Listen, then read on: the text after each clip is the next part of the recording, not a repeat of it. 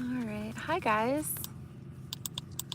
Hi, YouTube. I'm going to wait for some people to come in.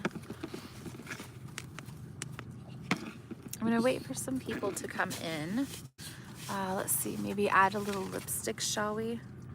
Little color. There we go. Didn't really make too big of a difference, did it? If you guys are new here, this is our book club meeting. We're going to do our book club. I missed yesterday, so we're doing it today. It's kind of cooling down. We just got done doing a campfire. I cooked steak and we did a nice campfire, and now we're gonna come down and read A Court of Thorns and Roses in my tent. So I'm just gonna wait for a few more people to join.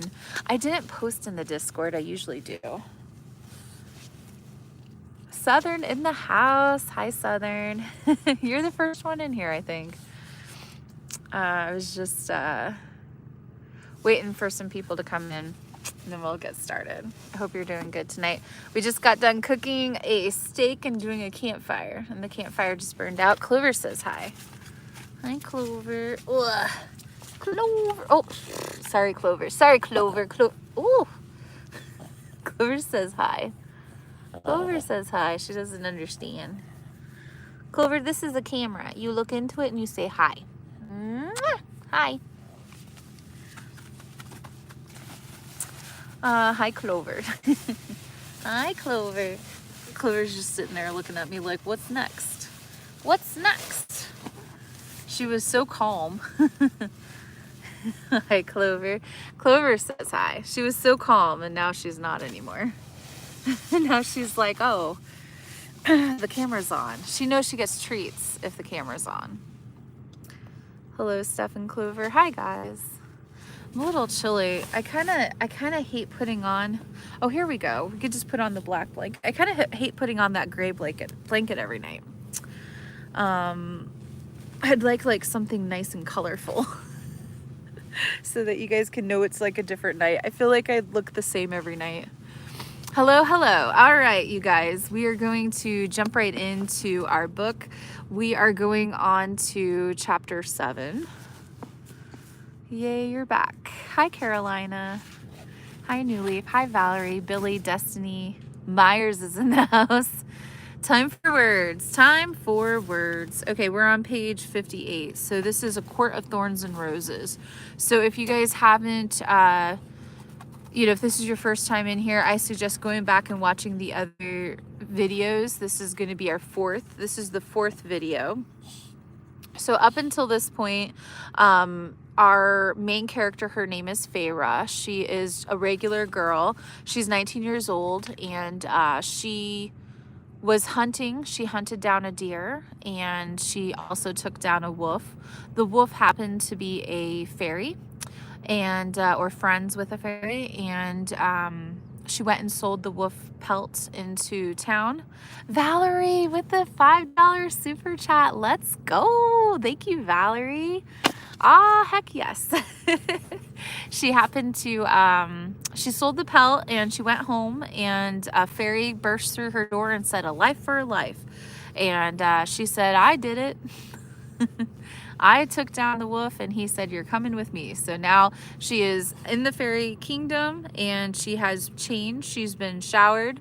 One of the main things that has come up is that she said that she shouldn't eat any of the food. Like, there, people believe that if you eat the fairy food, then you'll be like taken over mind and body and everything. And so she's been resisting eating the food. Let's go, Valerie. Woohoo. All right, Clover, you come on over. Clover. Hey, come on, Clover. Just relax. A big baby. Clover's begging for bones behind you. You gotta just calm down, Clover. All right. Your dog bed. I know. Go to bed, Clover. We're reading books. We're reading books. What do you think? These are good babies. Why are you looking at that? She's looking at the light bulb. Oh, because she doesn't like the light. Duh. This is a very strong light. Like, what's the matter, Clover? She's like, ugh. All right. Is that a Jeep or a camper? This is my tent. We're in my tent. I'm traveling the country in my Jeep with my dog, but we're camping in my tent tonight in a campground. All right, so this is chapter 7. I'm literally going to read this out loud and I'm going to sound weird. So if this is not your cup of tea, move along. We are reading this book and we're going to do it for about an hour. Probably 2 chapters. Hi, I subscribed. Aw, thanks, Rylan. Thanks, you guys. Okay. Clover, stop being weird. Clover's being weird. All right. The golden-haired High Fae and Lucian were lounging at the table when Alice returned to the dining room. They no longer had plates before them, but still sipped from golden goblets. Real gold, not paint or foil. Our mismatched cutlery flashed through my mind as I paused in the middle of the room. Such wealth, such staggering wealth, when we had nothing. A half-wild beast, Nesta, had called me. But compared to him, compared to this place, compared to the elegant, easy way they held their goblets, the way that the golden-haired one had called me human, we were all half-wild beasts to the High Fae, even if they were the ones who could don furs and claws. Food still remained on the table, the array of spices lingering in the air beckoning. I was starving, my head held unnervingly light. The golden-haired High Fae's mask gleamed with the last rays of the afternoon sunshine. Before you ask again, the food is safe for you to eat. He pointed to the chair at the other end of the table. No sign of his claws. When I didn't move, he sighed sharply. What do you want then? I said nothing. To eat, flee, save my family. Do you think she's gonna eat the food? She has to eat the food, right? Lucian drawled from his seat.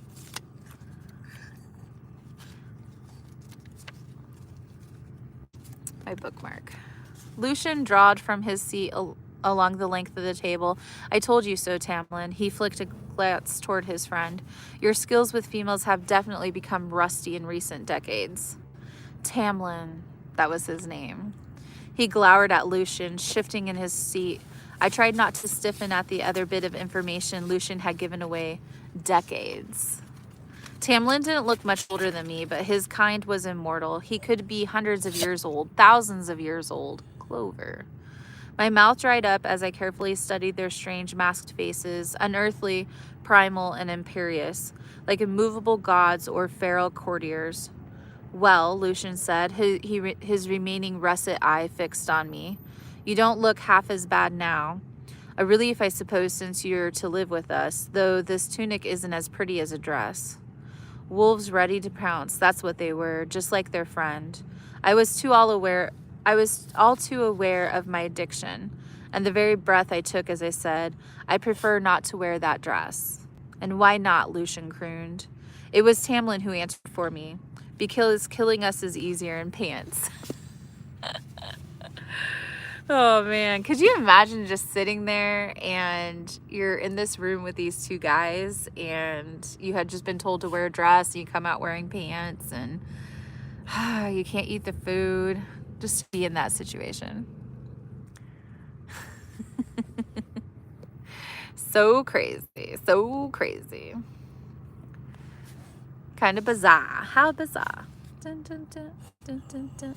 Clover is begging for bones behind you guys. I almost wonder if I shouldn't go try to get her some bones to calm her down. But you know what? She needs to learn to not eat bones every 10 seconds that I'm live. You just come on over. Just come hang out in your bed. She's doing a big circle around me. Clover. Do you need to go outside? You can go outside. Clover can go walk around outside for a little bit, maybe.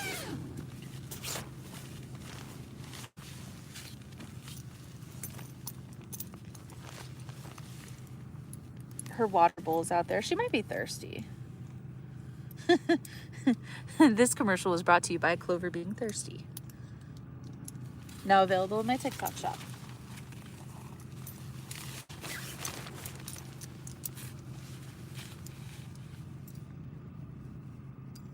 All right. Good evening. First of all, I would never put a woman in that position. Ooh, you mean whether or not to eat fairy food? I know, you certainly wouldn't. She knows how to gawk. I can tell. Okay. Sorry. We've got quite a few trolls in here. Yeah. Good evening. Hi, Erica. All right. So it was Tamlin who answered. He said, it's much easier to kill us in pants. I kept my face blank, willed my heart to calm as I said, now that I'm here, what do you plan to do with me? Lucian snorted, but Tamlin said with a snarl of annoyance, just sit down. An empty seat had been pulled out at the table, end of the table. So many foods, piping hot, wafting with those enticing spices. The servants had probably brought out new food while I washed.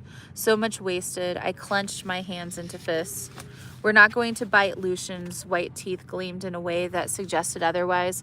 I avoided his gaze, avoided that strange animated metal eye that focused on me as I inched to my seat and sat down.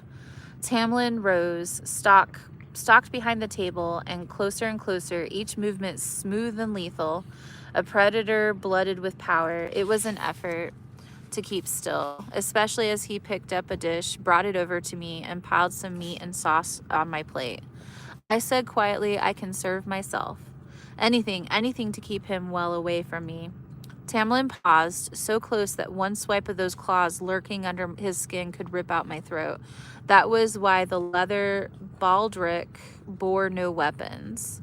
Why use them when you are a weapon yourself? It's an honor for a human to be served by a high fae, he said roughly. I swallowed hard. He continued piling various foods on my plate, stopping only when it was heaping with meat and sauce and bread, and then filled my glass with pale sparkling wine. I loosed a breath as he prowled his back to his seat, though he could probably hear it.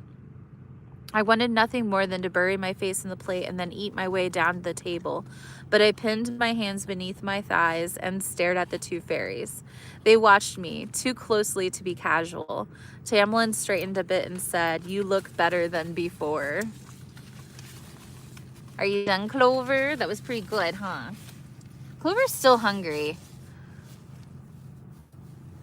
You blocked that one. All right, let's, let me get Clover situated. She's just not gonna stop until I get her something. So I know I'm trying to, I wonder if we could just sit here for 45 minutes. How are you gonna handle this, Clover? No. Nope, no moderators, you guys, no moderators. You can just block. If you guys see any trolls that you don't like, you can just block them and they'll disappear for you. I gotta grab Clover a bone. I'll be right back.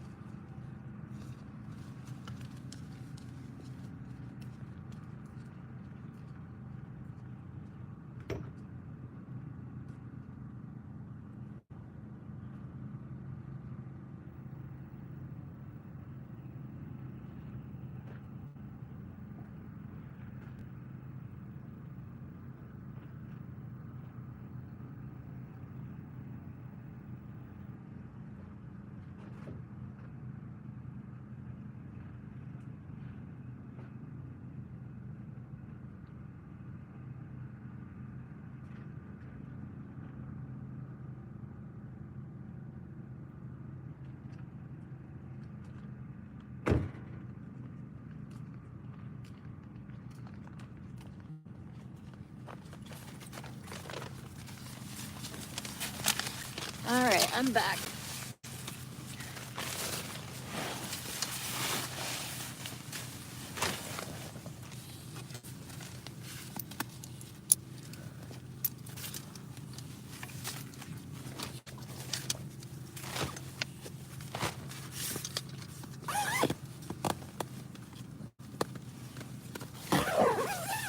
Okay, Clover is situated with her bone. She is situated with her bone. Check out the moon tonight. I know, it was so pretty. The moon was definitely full looking, that's for sure. Hi, Steph. Hi, Debbie. You got your postcard today. Nice. I'm so glad you got it. Yep, that's good. I'm glad you got your postcard.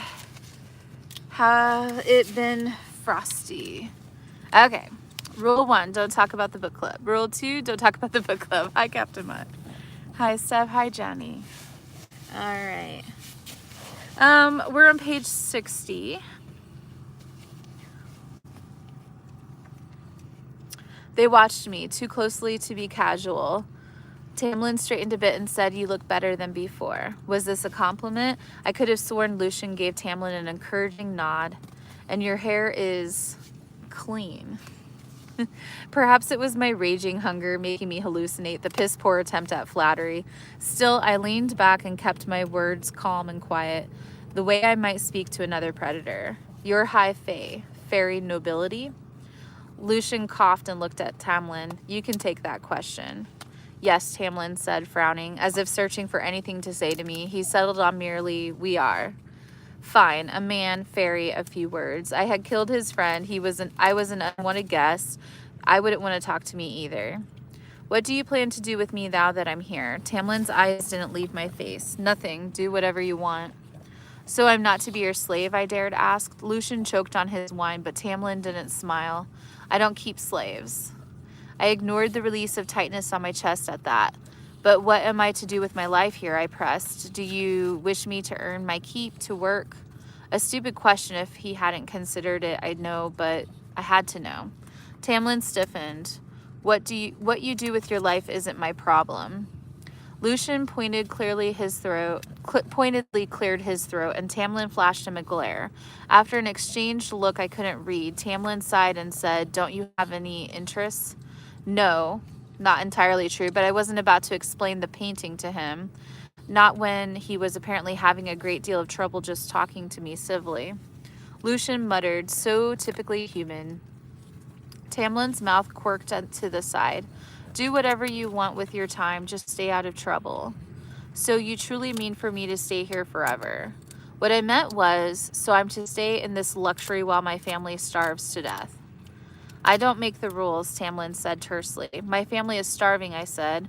I didn't mind begging, not for this. I've given my word and held to that word for so long that I was nothing and no one without it. Please let me go. There must be some other loophole out of the treaty's rules, some other way to atone. Atone, Lucian said. Have you even apologized yet? Apparently all attempts to flatter me were dead and gone, so I looked Lucian right in his remaining russet eye and said, I'm sorry. Lucian leaned back in his chair. How did you kill him? Was it a bloody fight or just cold-blooded murder? My spine stiffened. I shot him with an ash arrow and then an ordinary arrow through the eye. He didn't put up a fight. After the first shot, he just stared at me. Yet you killed him anyways, though he made no move to attack you and you skinned him, Lucian hissed. Enough, Lucian, Tamlin said to the courtier with a snarl. I don't want to hear details. He turned to me, ancient and brutal and unyielding. I spoke before he could say anything. My family won't last a month without me. Lucian chuckled and I gritted my teeth. Do you know what it's like to be hungry? I demanded, anger rising to devour any common sense. Do you know what it's like to not know when your next meal will be? Tamlin's jaw tightened. Your family is alive and well cared for. You think so low of fairies that you believe I'd take their only source of income and nourishment and not replace it? I straightened. You swear it? Even if fairies couldn't lie, I had to hear it. A low, incredulous laugh. On everything that I am and possess. Why not tell me that when we left the cottage? Would you have believed me? Do you even believe me now? Tamlin's claws embedded in the arms of his chair. Okay, that doesn't make any sense to me. What do you mean? So he replaced her as a source of income, and how did he even know that? Like, I feel like he's gaslighting her. How did he even know that she was the source of income and food? That doesn't make any sense. I feel like that's BS. Like, this is the first time they've talked about this. Hi, Gnostic. Hi, City Boy Dan. I don't know. Anyways, we'll see. We'll see.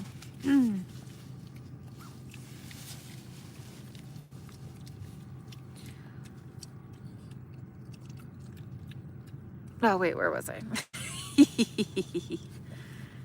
Why should I trust a word you say? You're all masters of spinning your truths to your own advantage. Some would say it's unwise to insult a Fae in his house. Tamlin growled, ground out. Some would say you should be grateful for me finding you before another one of my kind came to claim the debt, for sparing your life and then offering you the chance to live in comfort.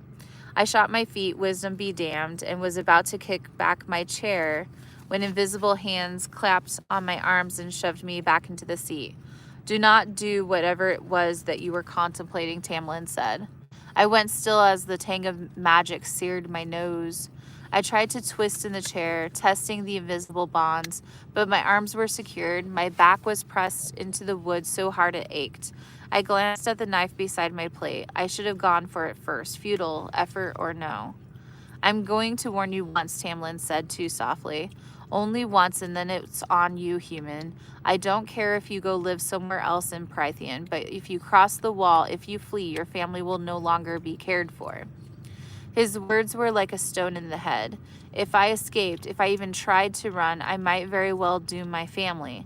And even if I dared risk it, even if I succeeded to reach them, where would I take them? I couldn't stow my sisters away on a ship, and once we arrived somewhere else, somewhere safe, we'd have nowhere to live. But for him to hold my family's well-being against me, to throw away their survival if I stepped out of line. I opened my mouth, but his snarl rattled the glasses. Is that not a fair bargain? And if you flee, then you might not be so lucky with whoever comes to retrieve you next.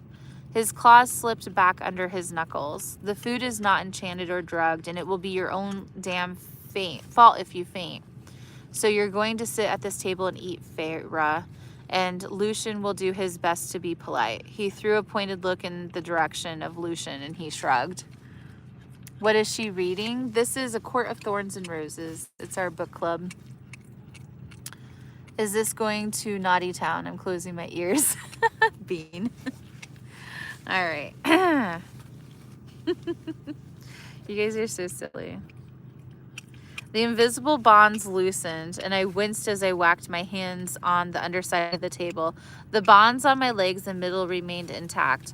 One glance at Tamlin's smoldering green eyes told me what I wanted to know. His guest or not, I wasn't going to get up from the table until I'd eaten something.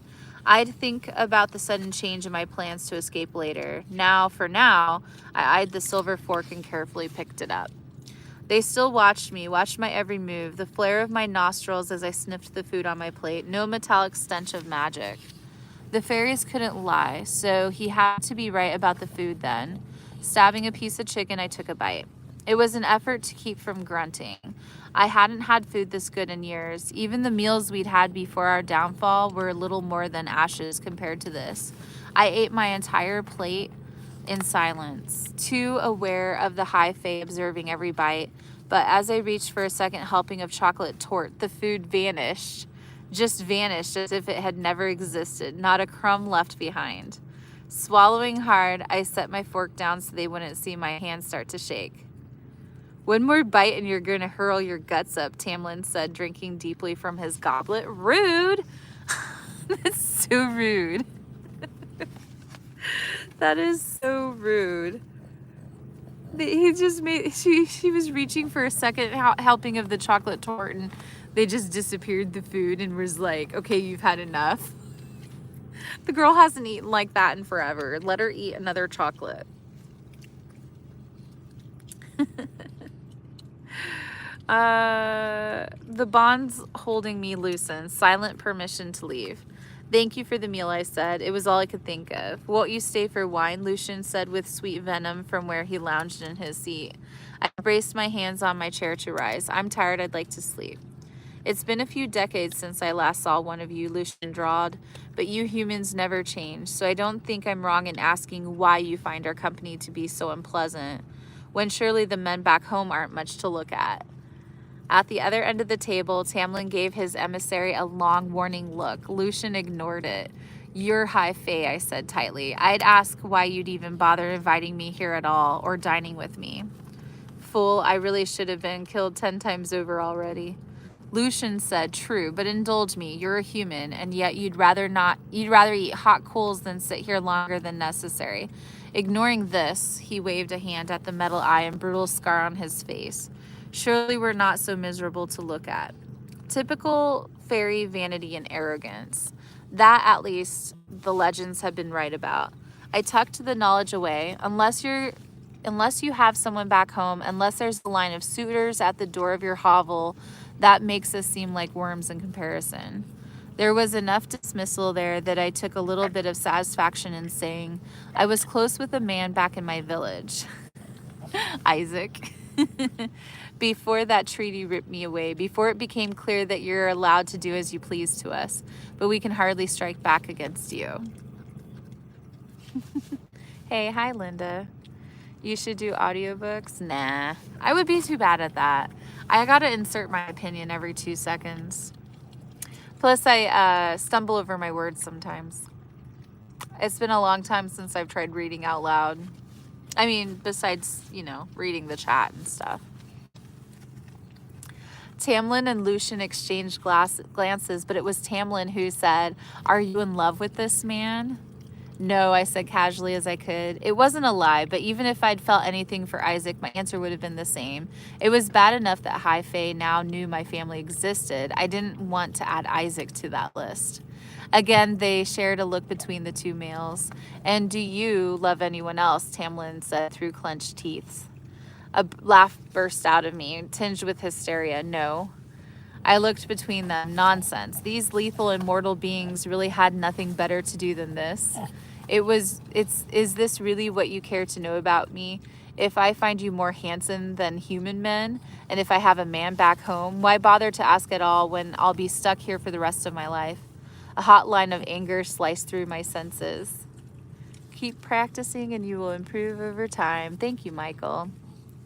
We wanted to learn more about you since you'll be here for a good while, Tamlin said, his lips a fine line. But Lucian's pride tends to get in the way of his manners. He sighed, as if ready to be done with me, and said, go rest. We're both busy most days. So if you need anything, ask the staff. They'll help you. Clover's ASMR is so funny. She's been chewing on that. Oh, she stole another one. That's why. She's been stealing bones. Clover's all about the bones tonight. She's so funny. All right. I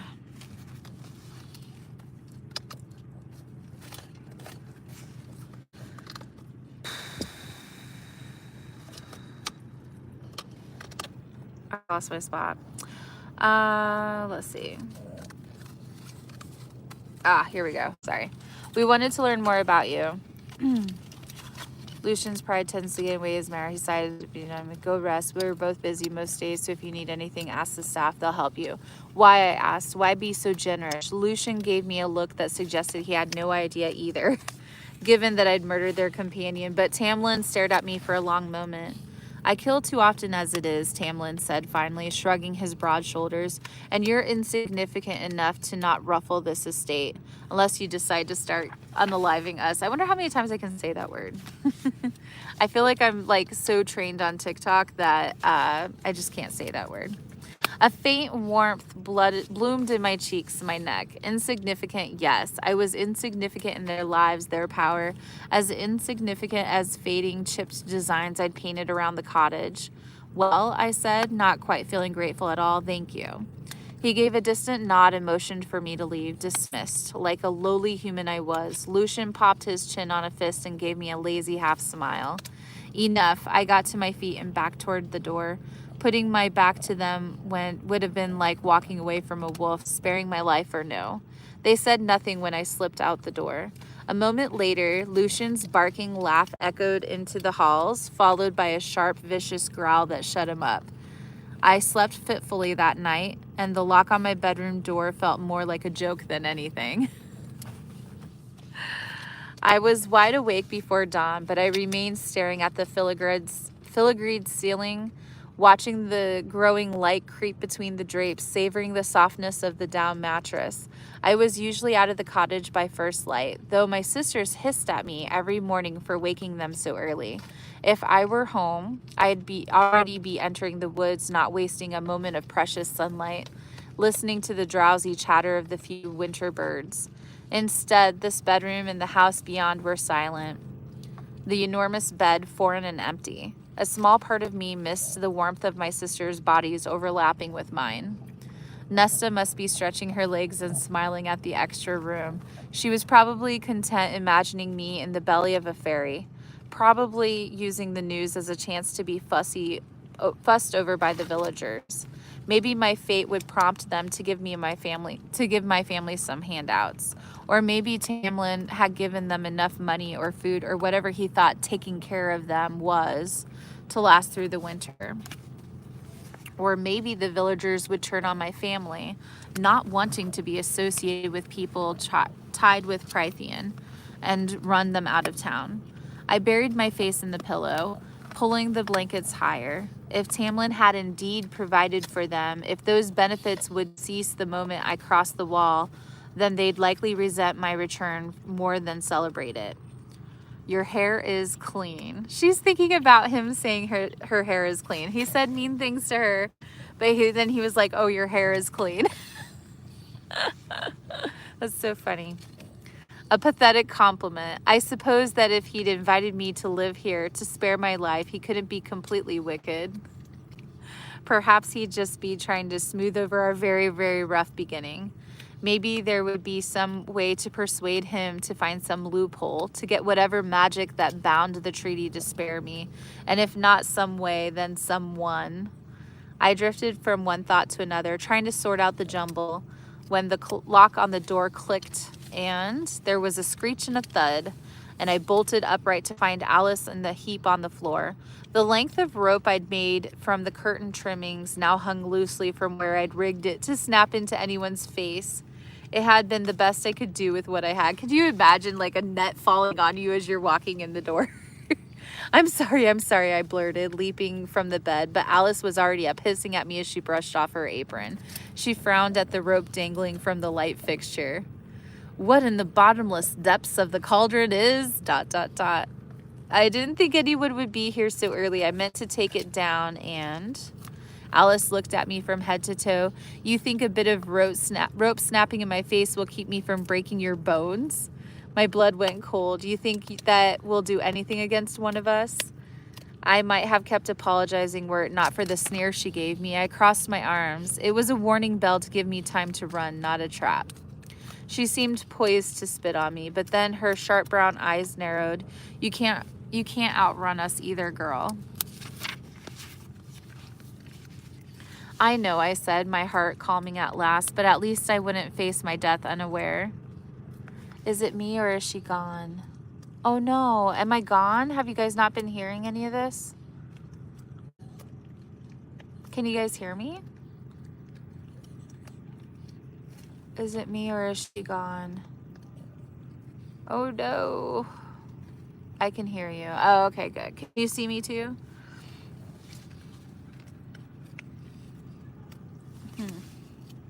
Yes. Okay, good.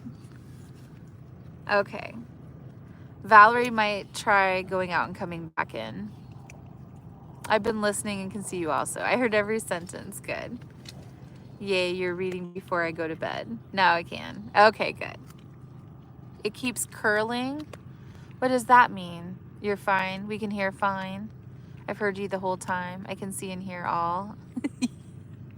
Okay. All right, good. I was about to have a breakdown. I'm like, no, we're not rereading it. I know, I said, my heart calming at last, but at least I wouldn't face my death unaware. Alice barked out a laugh. My master gave his word that you could live here, live, not die. We will obey. She studied the hanging bit of the rope. But did you have to wreck these lovely curtains? I didn't want to, tried not to, but a hint of a smile tugged on my lips. Alice strode over to the remains of the curtains and threw them open, revealing a sky that was still a deep periwinkle, splashed with hues of pumpkin and magenta from the rising dawn. I am sorry, I said again. Alice clicked her tongue. At least you're willing to put up a fight, girl. I'll give you that. I opened my mouth to speak, but another female servant with a bird mask entered, a breakfast tray in hand. She bid me a curt good morning, set the tray on a small table by the window, and disappeared into the attached bathing chamber. The sound of running water filled the room. I sat at the table and studied the porridge and eggs and bacon. Bacon. Again, such a similar food to what we ate across the wall. I don't know why I expected it to be otherwise. Alice poured me a cup of what looked like tea. Full-bodied, aromatic tea, no doubt imported at great expense. Prythian and my adjoining homeland weren't exactly easy to reach. What is this place? I asked her quietly. Where is this place? It's safe, and that's all you need to know, Alice said, setting down the teapot. At least the house is. If you go poking around the grounds, keep your wits about you. Fine. If she wouldn't answer that, I tried again. What sort of fairies should I look out for? All of them, Alice said. My master's protection only goes so far. They'll hunt and kill you just for being human, regardless of what you did to Andrus. Another useless answer. I dug into my breakfast, savoring each rich sip of tea, and she slipped into the bathing chamber. When I was done eating and bathing, I refused Alice's offer and dressed myself in another exquisite tunic. This one of purple so deep it could have been black. I wished I'd knew the name of the color, but cataloged it anyways. I pulled on the brown boots I'd worn the night before, and as I sat before a marble vanity letting Alice braid my wet hair, I cringed at my reflection. It wasn't pleasing, though not for its actual appearance. While my nose was relatively straight, it was the other feature I'd inherited from my mother. I could still remember how her nose would crinkle with feigned amusement when one of her fabulously wealthy friends made some unfunny joke. At least I had my father's soft mouth, though it made a mockery of my too sharp. Oh, Miss Beth, sweet potato with the $5 super chat. Let's go. Thank you, Miss Beth. Let's go. Hi, you guys. Oh my gosh. Thank you, Beth. I could still okay, at least I had my father's soft mouth, though it made a mockery of my too sharp cheekbones and hollow cheeks. I couldn't bring myself to look at my slightly up-tilted eyes. I knew I'd seen Nesta or my mother looking back at me. I'd sometimes wonder if that was why my sister had insulted me about my looks. I was a far cry from ugly, but I bore too much of the people we'd hated and loved for Nesta to stand it, for me to stand it too. Though I suppose that for Tamlin, the high fae used to other... For high fae... Oh, wait. I can't get it out. Though I suppose that for Tamlin, for high fae used to ethereal, flawless beauty, it had been a struggle to find a compliment. Fairy bastard. Alice finished my plate, and I jumped from the bench before she could weave in little flowers from the basket she'd brought. I would have lived up to my namesake were it not for the effects of poverty, but I'd never particularly cared. Beauty didn't mean anything in the forest. Ah, yes. So you guys had said that her name, Feyre, means beauty. When I asked Alice what I was to do now, what was I to do with the rest of my life, she shrugged and suggested a walk in the gardens. I almost laughed, but I kept my tongue still. I'd be foolish to push aside potential allies. I doubted she had Tamlin's ear, and I couldn't press her about it yet, but at least the walk provided a chance to glean some sense of my surroundings and whether there was anyone else who might plead my case to Tamlin. Thanks, you guys. The halls were silent and empty, strange for such an estate.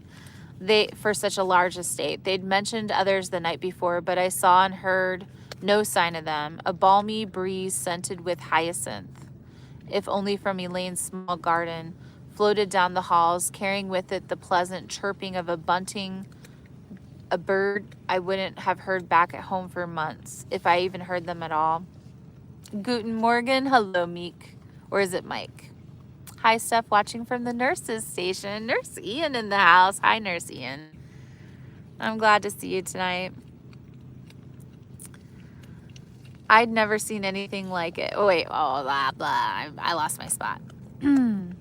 I was almost to the grand staircase when I noticed the paintings. I hadn't let myself really look yesterday, but now in the empty hall with no one to see me, a flash of color amid a shadowy, gloomy background made me stop. A riot of color and texture that compelled me to face the gilded frame. I'd never seen anything like it. It's just a still life, a part of me said, and it was. A green glass vase with an assortment of flowers drooping over its narrow top.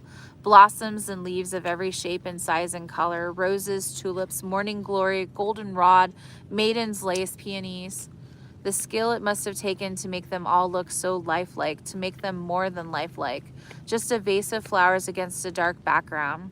But more than that, the flowers seemed to be vibrant with their own light, as if in defiance of the shadows gathered around them. The mastery needed to make the glass vase hold that light, to bend the light with the water within, as if the vase did indeed have weight at it to stop at the stone pedestal, remarkable. I could have stared at it for hours, and the countless paintings along this hall alone would have occupied my entire day. But garden, plans. Still, as I moved on, I couldn't deny that this place was far more civilized than I thought, peaceful even, if I was willing to admit it. And if the high fae were indeed gentler than human legend and rumor had led me to believe, then maybe convincing Alice of my misery might not be too hard. If I could win over Alice, convince her that the treaty had been wrong to demand such payment from me, she might indeed see if there was anything to get me out of the debt. You, someone said, and I jumped back a step. In the light of the open glass doors of the garden, a towering male figure stood silhouetted before me. Tamlin. He wore those warrior clothes, cut close to show off his toned body, and 3 simple knives were now sheathed against his baldric, each long enough to look like it could gut me easily, as if it was his beast claws. His blonde hair had been tied back from his face, revealing those pointed ears and that strange, beautiful mask. "Where are you going?" he said, gruffly enough that it almost sounded like a demand. "You." I wondered if he even remembered my name. It took a moment to will enough strength into my legs to rise from my crouch. "Good morning," I said flatly. At least it was better than you. You said my time was to be spent however I wanted. I didn't realize I was under house arrest. His jaw tightened. "Of course you're not under house arrest." Even as he bit out the words, I couldn't ignore the sheer male beauty of that strong jaw, the richness of his golden tan skin. He was probably handsome if he ever took off that mask. When he realized that I wasn't going to respond, he bared his teeth in what I suppose was an attempt at a smile and said, "Do you want a tour?" "No, thank you," I managed to get out, conscious of every awkward motion of my body as I edged around him. He stepped into my path, close enough that he conceded a step back. "I've been sitting inside all morning. I need some fresh air. And you're insignificant enough that you wouldn't be a bother." "I'm fine," I said, casually dodging him. "You've been generous enough." I tried to sound like I meant it. A half smile, not so pleasant, no doubt unused to being denied. "Do you have some sort of problem with me?" "No," I said quietly, and walked through the doors. He let out a low snarl. "I'm not going to kill you, Feyre. I don't break my promises." I almost stumbled down the garden steps as I glanced over my shoulder. He stood atop the stairs, as solid and ancient as the pale stones of the manor. "Kill but not harm? Is that another loophole? One that Lucian might use against me or anyone else here?" They're under orders not to even touch you." "Yet I'm still trapped in your realm for breaking a rule I didn't know existed. Why was your friend even in the woods that day? I thought the treaty banned your kind from entering our lands." He just stared at me. Perhaps I had gone too far. I thought, oh wait, perhaps I questioned him too far, questioned him too much. Perhaps he could tell why I'd really asked. "That treaty," he said quietly, "doesn't ban us from doing anything except for enslaving you. The wall is an inconvenience. If we cared to, we could shatter it and march through to kill you all. I might be forced to live in Prythian forever, but my family, I dared ask. And do you care to destroy the wall? He looked me up and down, as if deciding whether I was worth the effort of explaining. I have no interest in the mortal lands, though I can't speak for my kind. But he still hadn't answered my question. Then what was your friend doing here? I'm so happy to watch you on YouTube. Aw, thanks. You're good. Aw, thanks, you guys. Tamlin stilled, such unearthly primal grace even to his breathing. There is a sickness in these lands across Prythian. There has been for almost 50 years now. It is why this house and these lands are so empty. Most have left. The blight spreads slowly, but it has made magic act strangely. My own powers are diminished due to it. These masks, he tapped on his, are the result of a surge of it that occurred during a masquerade 49 years ago. Even now, we can't remove them. Huh, okay, that explains it. So there's a sickness in the lands for almost 50 years now. So the house and the lands are empty. Most of the people left. So there's a sickness, a blight, and his powers are diminished because of that. So they wear the masks. That doesn't make any sense to me. These masks are the result of a surge of it that occurred during a masquerade 49 years ago. Even now, we can't remove them. So they were at a masquerade. He was at a party. He was wearing a mask and can't remove it now? Stuck in masks for nearly 50 years. That's a plot twist I did not realize. I would have gone mad. Would have peeled my skin off my face. You didn't have a mask as a beast, and neither did your friend. The blight is cruel like that. Either live as a beast or live with the mask. What sort of sickness is it? It's not a disease, not a plague or illness. It's focused solely on magic, on those dwelling in Prythian. Andrus was across the wall that day because I sent him to search for a cure. Can it hurt humans? My stomach twisted. Will it spread over the wall? Yes, he said. There is a chance of it affecting mortals in your territory. More than that, I don't know. It's slow moving, and your kind is safe for now. We haven't had any progression in decades. Magic seems to have stabilized, even though it's been weakened. That he'd even admit so much spoke volumes to how he imagined my future. I was never going home. I was never going to encounter another human to whom I might spill this secret vulnerability. A mercenary told me she believed fairies might be thinking of attacking. Is it related? A hint of a smile, perhaps a bit of a surprise. I don't know. Do you talk to mercenaries often? I talk to whoever bothers to tell me anything useful. He straightened, and it was only his promise not to kill me that kept me from cringing. Then he rolled his shoulders as if shaking off his annoyance. Was the tripwire you rigged in your room for me? I sucked on my teeth. Can you blame me if it was? I might take an animal form, but I am civilized, Feyre. So he did remember my name at least, but I looked pointedly at his hands, at the razor-sharp tips of those long curved claws poking through his tan skin. Noticing my stare, he tucked his hands behind his back. He said sharply, I'll see you at dinner. It wasn't a request, but I still gave him a nod as I strode off between the hedges, not caring where I was going, only that he stayed far behind. A sickness in the lands, affecting their magic, draining it from them, a magical blight that might one day spread to the human world. After so many centuries without magic, we'd be defenseless against it, against whatever it could do to humans. I wonder if any of the High Fae would bother warning my kind. It didn't take me long to know the answer. That seems such a silly reason for them to be stuck in masks. All right, we're going on to chapter 8. Chapter 8. This is page number 75. Can you guys hear Clover smacking in the background? She's chewing on this bone. It's actually kind of funny. I think she just finished it. She's looking at me all weird. Oh yeah. Well, you don't need another one of those. All right, chapter 8. I pretended to meander through the exquisite and silent gardens, mentally marking the paths and clever places for hiding if I'd ever needed them. He'd taken my weapons, and I wasn't stupid enough to hope for an ash tree somewhere on the property with which to make my own. But his baldric had been laden with knives. There had to be an armory somewhere on the estate, and if not, I would find another weapon, and then steal it if I had to, just in case. Upon inspection the night before, I'd learned that there was no lock on my window. Sneaking out and rappelling down the wisteria vines wouldn't be difficult at all. I climbed enough trees to not mind the height. Not that I planned to escape, but it was good to know, at least, how I might do so should I ever be desperate enough to risk it. I didn't doubt Tamlin's claim that the rust of Prythian was deadly for a human, and if there was indeed some blight on these lands, I was better off here for the time being, but not without trying to find someone who might plead my case to Tamlin.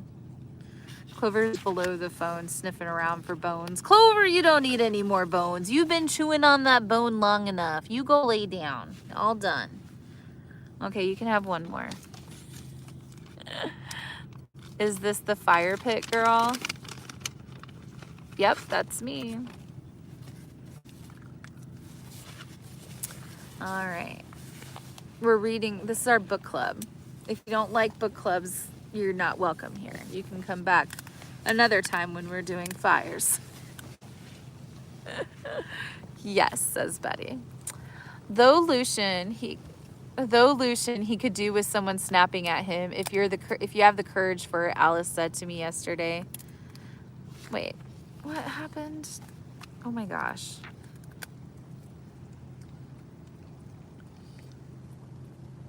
Okay. Julie with the $1.99. Thank you, Julie, for the $1.99 super chat. Let's go. Making me sleepy. I'm out. Just one more. Thank you, Julie. Thanks for the $1.99 super chat. Though Lucian, he could do with someone snapping at him if you have the courage for it, Alice had said yesterday. I chewed on my stubby nails as I walked, considering every possible plan and pitfall. I had never been particularly good with words, had never learned for the social warfare my sisters and mother had been so adept at, but I had been decent enough when selling hides at the village market. So perhaps I would seek out Tamlin's emissary, even if he detested me. He clearly had little interest in my living here. He'd suggested killing me. Perhaps he'd be eager to send me back to persuade Tamlin to find some other way to fulfill the treaty, if there even was one. I approached a bench in an alcove blooming with foxglove when the sound of steps on shifting gravel filled the air. 2 pairs of light, quick feet. I straightened, peering down the way I'd come, but the path was empty. I lingered at the edge of the open field of lanky meadow buttercups. The vibrant green and yellow field was deserted. Behind me arose a gnarled crabapple tree in full glorious bloom. The petals of its flowers littered the shaded bench on which I'd been about to sit. A breeze set the branches rustling, a waterfall of white petals flittering down like snow. I scanned the garden, the field, carefully watching and listening for those 2 sets of feet. There was nothing in the tree or behind it. A prickling sensation ran down my spine. I'd spent enough time in the woods to trust my instincts. Someone stood behind me, perhaps 2 of them. A faint sniff and a quiet giggle issued from far too close. My heart leaped into my throat. I cast a subtle glance over my shoulder, but only a shining silvery light flickered in the corner of my vision. I had to turn around. I had to face it.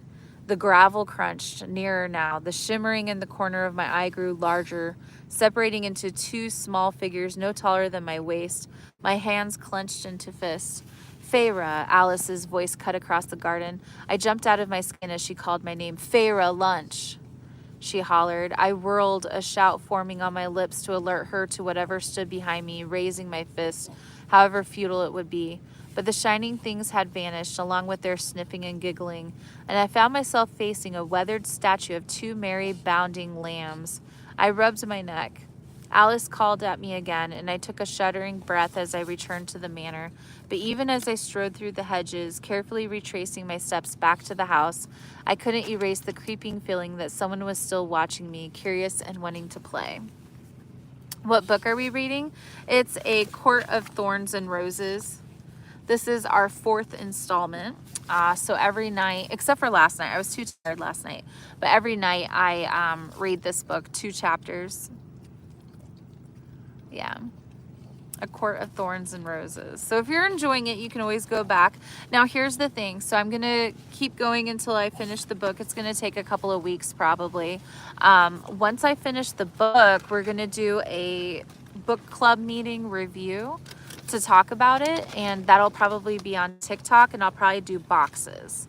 So you'll be able to come up in a box if you read this book and kind of talk about it a little bit. Now, I don't know what that's going to look like, but that's something I want to do. I look like Sandra Bullock. Oh, that's the first time I've ever got that. Thank you. I stole a knife from dinner that night, just to have something, anything to defend myself with. It turned out that dinner was the only meal I was invited to attend, which was fine. 3 meals a day with Tamlin and Lucien would have been a bit torturous. I could endure an hour of sitting at their fancy table if it made them think I was docile and had no plans to change my fate. While Lucien ranted to Tamlin about some malfunction of the magical carved eye that I was indeed allowed. When Lucien ranted to Tamlin about some malfunction of the magical carved eye that indeed allowed him to see, I slipped my knife down the sleeve of my tunic. My heart beat so fast I thought they could hear it, but Lucien continued speaking, and Tamlin's focus remained on his courtier. I suppose I should have pitied him for the masks they were forced to wear, for the blight that had infected their magic and people, but the less I interacted with them, the better, especially when Lucien seemed to find everything I said to be hilariously human and uneducated.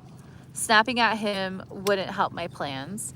It would be an uphill battle to win his favor, if only for the fact that I was alive and his friends was not. I'd have to deal with him alone, or risk raising Tamlin's suspicions too soon. Lucien's red hair shone in the firelight, the colors flickering with every movement he made, and the jewels in the hilt of his sword glinted. The ornate blade, so unlike the baldric of knives he still strapped across Tamlin's chest. But there was no one here to use the sword against, and while the sword was embedded with jewels and filigree, it was large enough to be more than decoration. Perhaps it had something to do with those invisible things in the garden. Maybe he'd lost his eye and earned that scar in battle. I fought against a shudder. How exciting. I've been wanting to read that. Oh. I told you TikTok wasn't going anywhere the last time I talked to you. I said that. I'm glad to. Well, Flint, glad you're here. Alice had said the house was safe, but warned me to keep my wits about me, what might lurk beyond the house, or be able to use my human senses against me. Just how far would Tamlin's order go to not harm me stretch? What kind of authority did he hold? Lucien paused, and I found him smirking at me, making the scar even more brutal. Were you admiring my sword or just contemplating killing me, Feyre? Of course not, I said softly and glanced at Tamlin. The gold flecks in his eyes glowed even from the other end of the table. My heart beat at a gallop. Had he somehow heard me take the knife, the whisper of metal on wood? I forced myself to look again at Lucien. His lazy, vicious grin was there. Act civilized, behave, possibly win him to my side. Clover. I could do that. Tamlin broke the silence. Feyre likes to hunt. I don't like to hunt. I should have probably used more polite tone, but I went on. I hunt out of necessity. And how did you know that? Tamlin's stare was bald and assessing. Why else were you there in the woods that day? You had a bow and arrows in your house. I wondered whether he'd almost said hovel. When I saw your father's hands, I knew he wasn't the one using them. He gestured to my scarred, calloused hands. You told him about the rations and money from pelts. Fairies might be many things, but we're not stupid. Unless your ridiculous legends claim that about us too. Ridiculous, insignificant. Hi, Clover. What are you doing? You've been eating bones like a crazy dog. You can't eat that many. You can't eat that many bones. You're all done. You gotta go to sleep. You was asleep before. You was asleep before.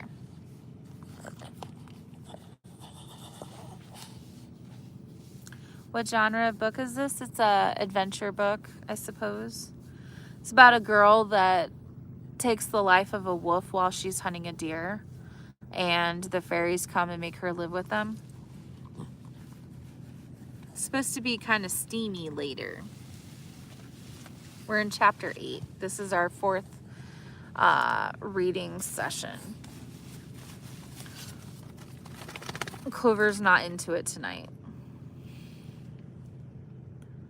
Fantasy. It's a fantasy book. Giggity, says JG. Fantasy, says Vicky. Yeah, Clover's not into it tonight for some reason.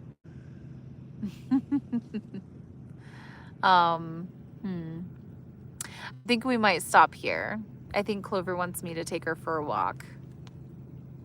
I think I'm going to stop right here. I try to get to the end of the chapter, but we still have quite a ways to go. Oh, we only got a page and a half. Ah, Clover can relax. Clover can relax. We're almost there. We're going to get there. All right. We only got this and then that. We only got a page and a half. We're going to make it. Clover. Clover's looking at me though. Let's go. I stared at the crumbs of the bread and swirls of remaining sauce on my golden plate. Had I been at home, I would have licked my plate clean, desperate for any extra bit of nourishment. And the plates, I would have bought a team of horses, a plow, and a field for just one of them. Disgusting. Lucian cleared his throat. How old are you anyway? 19. Pleasant, civilized. Lucian tisked, so young, so grave, and a skilled killer already. I tightened my hands into fists, the metal of the knife now warm against my skin. Docile, unthreatening, tame. I'd made my mother a promise and I'd keep it. Tamlin's looking after my family wasn't the same as my looking after them. That wild, small dream could still come to pass. My sisters comfortably married off, and a lifetime with my father, with food, enough food for both of us, and enough time to maybe paint a little bit, or maybe to learn what I wanted. It could still happen, in a faraway land perhaps, if I ever got out of this bargain. I could still cling to that scrap of a dream, though these high fae would likely laugh at how typically human it was to think so small, to want so little. Yet any bit of information might help, and if I showed interest in them, perhaps they would warm to me. What was this but another trap in the woods, so I said. So is this what you want to do with your lives, spare humans from the treaty and have fine meals? I gave a pointed glance towards Tamlin's baldric, the warrior's clothes, Lucian's sword. Lucian smirked. We also dance with the spirits under the full moon and snatch human babies from their cradles to replace them with changelings. Didn't, Tamlin interrupt, his voice deep, surprisingly gentle. Didn't your mother tell you anything about us? I prodded the table with my forefinger, digging my short nails into the wood. My mother didn't have time to tell me stories. I couldn't reveal that part of my past, at least. Lucian, for once, didn't laugh. After a rather stilted pause, Tamlin asked, how did she die? When I lifted my brows, he added a little bit more softly, I didn't see signs of an older woman in your home. Predator or not, I didn't need his pity, but I said typhus when I was 8. I rose from my seat to leave. Feyre, Tamlin said, and I half turned, a muscle feathered in his cheek. Lucian glanced between us, that metal eye roving but kept silent. Then Tamlin shook his head, the movement more animal than anything, and murmured, I'm sorry for your loss. I tried to keep from grimacing as I turned on my heel and left. I didn't want or need his condolences. Not for my mother, not when I hadn't missed her in years. Let Tamlin dismiss me as rude, uncouth human, not worth his careful watch.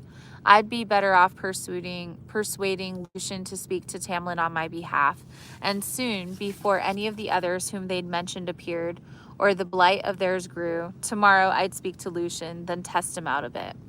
In my room, I found a small satchel in the armoire, filled it with a spare set of clothes, along with my stolen knife. It was a pitiful blade, but a piece of cutlery was better than nothing else, just in case I was ever allowed to go and had to leave at a moment's notice, just in case.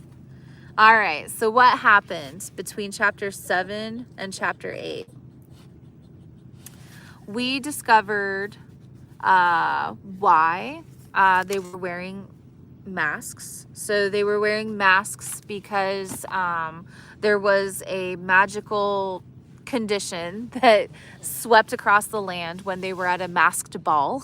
They were out dancing and partying with their masks on, and their masks got fused to their faces. Now they have animal form and they have fairy form, and so when they're in animal form they don't have the masks on, I guess. And so even the servants have masks on, anybody who is wearing a mask, I suppose. Really the only thing we've discovered is, you know, she's kind of been able to walk around. They've agreed not to end her. They've agreed to let her kind of do whatever she wants to do. They all seem really rich, and she's just kind of plotting her escape. Tamlin is the name of the fairy, and he has said that he's taking care of her family. We don't really know what that means yet, but for some reason it seems to suggest that maybe they're taken care of. Yeah, she is churning in after this passage. Yeah. Wow, that was so comforting finding you in my random clips. Hi, Tricky Ricky. Bring back Clover. He's a cute little dude. All right, you guys. Yeah, I'm going to go to bed. Clover is wanting to go for a walk, so I'm going to take her for a walk and turn in. Thank you so much for watching the book. We'll be back tomorrow to do book club. Have a good night, everybody. Thanks for all the love tonight. We'll see you guys tomorrow. Good night, you guys. I'll be live tomorrow morning for coffee and breakfast. We'll do coffee and oatmeal. Bye, guys.